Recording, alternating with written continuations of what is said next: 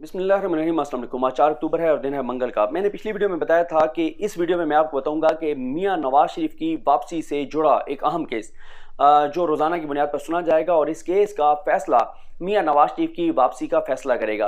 मामला यह है कि मौजूदा हुकूमत ने, इस इम्पोर्टेड सरकार ने, ये जो मुसल्लत किया गया टोला है जिनको जिस तरह से लाया गया वो ढका छुपा नहीं है, पूरा पाकिस्तान जानता है, बच्चा बच्चा जानता है जैसे इनको मुसल्लत किया गया, जैसे ये जहाँ से ये आए हैं, ये कोई अब ढुकी छुपी बात नहीं है।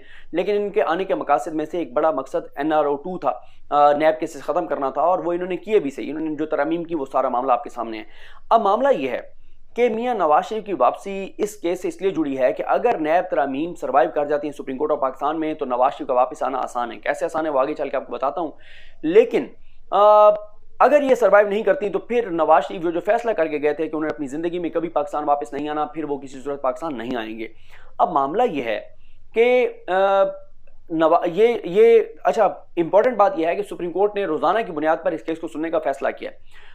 इमरान खान के वकील ख्वाजा हारिस हैं जो नवाज शरीफ के केस में अदालतों में पेश होते रहे और उनसे बेहतर कौन जानता है, और वो ये बात बता रहे हैं अदालत को कि इससे शरीफ खानदान को भी फ़ायदा होगा क्योंकि वो अंदर के केसेस की सारी सूरत हाल जानते हैं, और वो भी ये बात कह रहे हैं कि इससे शरीफ खानदान को फ़ायदा होगा। अब अगर ये तरमीम सर्वाइव कर जाती हैं तो इससे जुड़ा हुआ एक और मामला है। जो नैब नई तरमीम हुई हैं, जो इन्होंने आके हर चीज़ को तकरीबन जो है वो ऐसा कर दिया है कि अब सज़ा नहीं हो सकती, क्योंकि दुनिया भर में वाइट कॉलर क्राइम के हवाले से, करप्शन लूट मार के हवाले से कवानीन सख्त हो रहे हैं और पाकिस्तान में पहले से मौजूद कवानीन को भी तहस नहस और बर्बाद कर दिया गया है। अब अरबों रुपए तो वैसे अरबों सैकड़ों अरब तो ख़त्म हो गए जो केसेस थे, आइंदा के लिए भी इन्होंने ये कर दिया है। अब जितना ये लूटेंगे, लूट रहे हैं, इसके ऊपर भी कुछ नहीं हो सकता। अच्छा, ये बड़ा जुल्म और बड़ी ज्यादती है मुल्क के साथ और 23 करोड़ लोगों के साथ। अब इससे जुड़ा हुआ एक और मामला है। जब ये तरमीम हुई तो नैब ने एक लेटर लिखा हुआ है वजारत कानून को कि ये बताएं कि ये जो तरमीम है क्या ये अपील की स्टेज पर किसी को फ़ायदा दे सकती हैं, क्या उनके ऊपर इम्पैक्ट या इफेक्ट आ सकता है, असर हो सकता है। इस पर अभी तक वजारत कानून जवाब नहीं दे रहा। अब मामला क्या है, अगर नैब तरमीम सर्वाइव कर जाती हैं और उसके बाद वजारत कानून क्या देता है नैब को कि जी अपील, क्योंकि कंटिन्यूएशन ऑफ ट्रायल है तो वहां पर भी असर अंदाज हो सकती है, तो फिर मियां नवाज शरीफ के लिए कोई मसला नहीं है, फिर वो पाकिस्तान आके सरेंडर करेंगे इस्लामाबाद हाई कोर्ट के सामने। जैसे ही वो सरेंडर करेंगे तो पहले तो उनको कुछ दिन के लिए तो जेल रहना पड़ेगा, लेकिन साथ ही नई तरमीम के तहत उनका केस चलेगा और नई तरमीम के तहत उनका अल अजीजिया और एवनफील्ड दोनों केसेस उनके खत्म हो जाएंगे, दोनों केसेस खत्म हो जाएंगे और वो बरी हो जाएंगे, बिल्कुल उसी तरह जैसे मरीम नवाज बरी हुई हैं। गो के मरीम नवाज तो खैर बहुत ही आला तरीके से बरी हुई है ना, वो कोई छोटे मोटे तरीके से नहीं हुई, वो तो बड़े ज़बरदस्त तरीके से बरी हुई हैं। तो इस तरह से नवाज शरीफ की वापसी की राह हमवार होगी अगर ये नैब तरमीम सर्वाइव कर जाती हैं और फिर वजारत कानून ये राय दे देता है कि जी ये अपील की स्टेज के ऊपर भी ये कवानीन चलेंगे।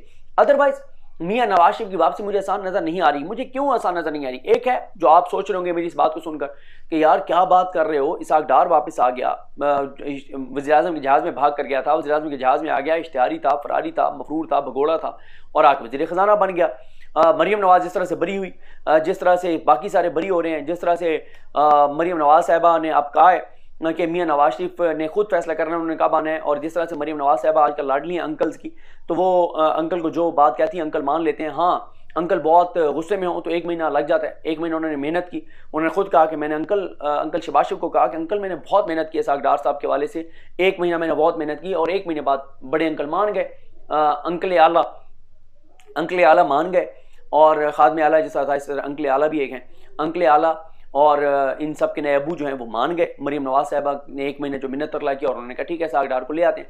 लेकिन एक फ़र्क समझिए, इसहाक डार मुल्जिम थे, मुजरिम नहीं थे। दूसरी बात यह है कि इसहाक डार का मामला ट्रायल कोर्ट में था, नवाज शरीफ का मामला इस्लामाबाद हाई कोर्ट में है, जहां पर वो पूरे प्रोसीजर को फॉलो करके उनको मफरूर डिक्लेयर किया गया है और इश्तिहारी मफरूर डिक्लेयर किया गया है। और उसमें ये बात ध्यान में रखें कि उसमें अदालत ने उन समातों में कॉमा फुल स्टॉप भी जो कानून के अंदर था उसको भी अदालत ने फॉलो किया है, पूरा किया है। यहाँ से जो वारंट भेजने वाले थे फॉरेन ऑफिस से, वहाँ जो रिसीव करने वाले थे, वहाँ जो एवन फील्ड में देने वाले थे, ईमेल करने वाले, कोरियर करने वाले, सबके बयानात ऑन रिकॉर्ड हैं। और सबके बयानात रिकॉर्ड करने के बाद फिर मियां नवाज के वकीलों के जरिए मैसेज भेजा गया, उनके घर के बाहर इश्तिहारात लगाए गए, मनादी करवाई गई, सारे प्रोसेस को फॉलो करके उनको इश्तिहारी करार दिया गया है। अब उनको पाकिस्तान आके अगर नैब तरमीम ये सर्वाइव नहीं करती तो फिर क्या होगा? वो सर्वाइव नहीं करती और अदालत अगर वो सर्वाइव कर जाती हैं, लेकिन अदालत कहती है कि ये आप जो है वो आइंदा के केसेस के लिए कर सकते हैं, पिछले में नहीं कर सकते, तो फिर भी नवाज शरीफ को कोई फायदा नहीं होगा। या अदालत ये कह देती है कि अपील की सतह पे आप ये नहीं कर सकते, फिर भी नवाज शरीफ को कोई फायदा नहीं होगा।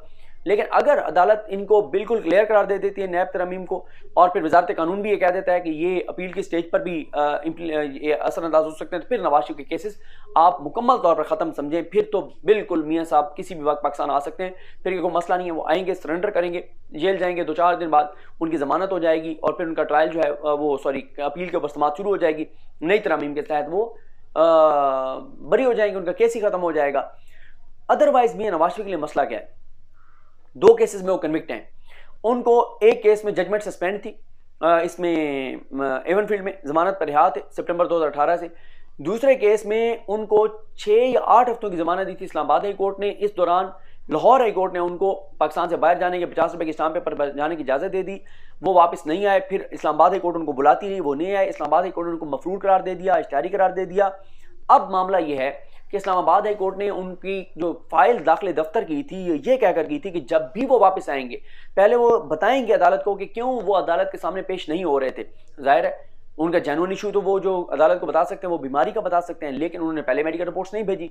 और जब अदालत ने 8 हफ्ते की जमानत देकर कहा था कि मजीद जमानत चाहिए तो पंजाब हुकूमत से लें, तो पंजाब हुकूमत ने उनसे जो मेडिकल रिपोर्ट्स मंगवाई थी उन मेडिकल रिपोर्ट्स में वो मुतमईन नहीं कर सके थे पंजाब हुकूमत को, जिस वजह से पंजाब हुकूमत ने उनकी जमानत की दरखास्त मुस्तरद कर दी थी, और इस तरह से मियां नवाज शरीफ जो है वो मफरूर हो गए।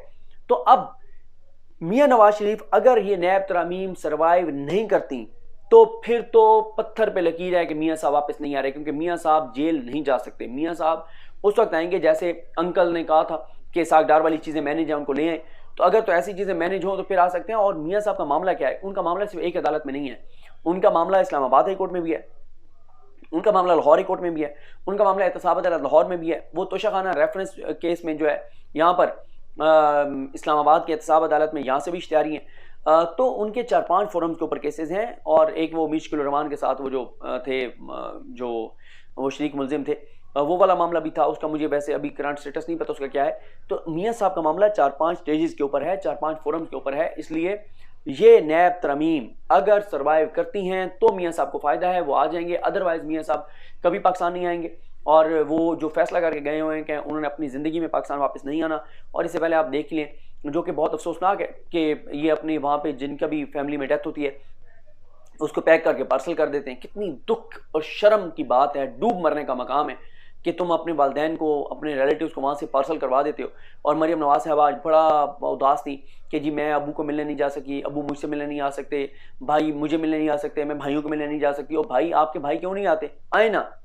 आपके भाइयों ने तो आपको आगे लगा रखा है कि अंकल की मिन्नत आपने करना है, पूरा महीना आपने अंकल की मिन्नत की है, औरत कार्ड आपने खेलना है, औरत होने की वजह से आपको अदालतों से रिलीफ मिलता है। तो मसला यह है कि आपके भाई इश्तिहारी, फरार, मफरूर और भगोड़े हैं। क्यों? क्योंकि उनके जो असासे और जदादे हैं उनकी वो जवाब नहीं दे पा रहे।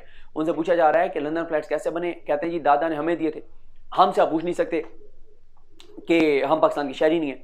पहले कहते हैं दादा से पूछ लें, फिर बताया गया कि यार दादा तो आपके फौत हो गए हैं, और तो आपको इसराइल से तो किसी का रब्ता नहीं है, ना अदालत के वो कोई जुरिस्डिक्शन में आते हैं या अदालत के वो मातहत हैं कि इसराइल को कहा जाए कि जी पूछ के बताएं इनके दादा मरहूम से। अच्छा फिर आप बता दें, आप पोते हैं आपको मिले, नहीं हम पाकिस्तान के शहरी नहीं है। और पाकिस्तान से लूटना है, पाकिस्तान के अवाम को लूट कर जदादें बनानी है लंदन में, पाकिस्तान के शहरी नहीं है। अच्छा अब्बू को, बहन को, सारों को यहाँ पे इक़्तिदार चाहिए, चाचा वज़ीर आज़म है, अवाम का टैक्स का पैसा भी लूटना है, उसी अवाम से वोट भी लेना है, उसी अवाम पर हुक्मरान भी करनी है जिसका पैसा लूटा है, लेकिन खुद को पाकिस्तानी शहरी नहीं मानना कि हम पाकिस्तानी शहरी नहीं, इसलिए आप हमसे पूछ नहीं सकते। तो जैसे मैंने आपको बताया कि अब जो ख्वाजा हारिस साहब हैं उन्होंने जो दलाइल दिए उसमें लंबी तफसील है, लेकिन मुख्तसर यह है कि उन्होंने आज अदालत को ये बताया कि 1949 से लेके अब तक कितने कवानीन थे एहतसाब के हवाले से, कब कौन सा कानून आया, कैसे फिर उसको सख्त किया गया। और अब तो कानून और सख्त होने चाहिए थे। वाइट कलर क्राइम बड़ा मुश्किल है उसको पकड़ना, लेकिन उसमें बिल्कुल ही ख़त्म कर दिया गया। करप्शन के हवाले से सुप्रीम कोर्ट की जजमेंट्स मौजूद हैं। तो अब इस सारी सूरत हाल में ये जो 3 रुकनी बेंच है जिसमें चीफ जस्टिस पाकिस्तान मुर्तज़ा बंदियाल साहब हैं, मंसूर अली शाह साहब हैं और इजाज़ुल हसन साहब हैं, ये इस बेंच का फैसला नवाज शरीफ के मुस्तकबिल के साथ जुड़ा हुआ है और नवाज शरीफ की वापसी और नवाज शरीफ के मुस्तकबिल के साथ जुड़ा है। और अगर मैंने आपको दोबारा बता दूं कि अगर ये नैब तरमीम सर्वाइव नहीं करती तो फिर भूल जाएं आप कि मट्टी का बेटा जो है जो यूके की अदालतों और इदारों के धक्के खाता फिर रहा है कि मुझे उस मट्टी पर वापस ना भेजना, तो मट्टी के का सिर्फ बेटा होने का दावेदार जो है वो कभी इस मट्टी में नहीं आएगा, इस मट्टी पर नहीं आएगा। वो अपनी ज़िंदगी सारी लंदन में गुजारेगा उन फ्लैट्स में जिनका आज तक वो रसीदें नहीं दे सके। और अदालत ने कहा है कि नहीं, ये मरीम नवाज़ के नहीं है। शरीफ ख़ानदान सारा कहता था कि ये होल्ड करती हैं मरीम नवाज़, लेकिन अदालत ने कहा नहीं नहीं, आप ऐसा ना करें, मरीम नवाज़ के इनसे कोई ताल्लुक़ नहीं, हम इनको बरी करते हैं। तो ये वो केस है जिसका फ़ैसला जो है ये इनके दलाइल के बाद, ख्वाजा हारिस साहब के दलाइल के बाद मखदूम अली ख़ान साहब दलाइल देंगे और मखदूम अली ख़ान साहब के बाद रिपीटल होगा ख्वाजा हारिस साहब का। तो चांसेस हैं कि अक्टूबर के अंदर अंदर ही इस केस का फैसला आ जाएगा और ये मियां नवाज शरीफ के हवाले से बहुत इंपॉर्टेंट होगा। मुझे अपनी दुआ में याद रखें, ना सिर्फ मियां नवाज शरीफ के हवाले से, करप्शन केसेस के हवाले से, पाकिस्तान के मुस्तकबिल के हवाले से, पाकिस्तान में एहतसाब के अमल के हवाले से, पाकिस्तान के अवाम के तवक्कुआत, जज्बात, एहसासात के हवाले से बहुत अहम होगा। मुझे अपनी दुआ में याद रखें। अल्लाह करीम हम सब का हामी नासरो। अल्लाह हाफ़िज़।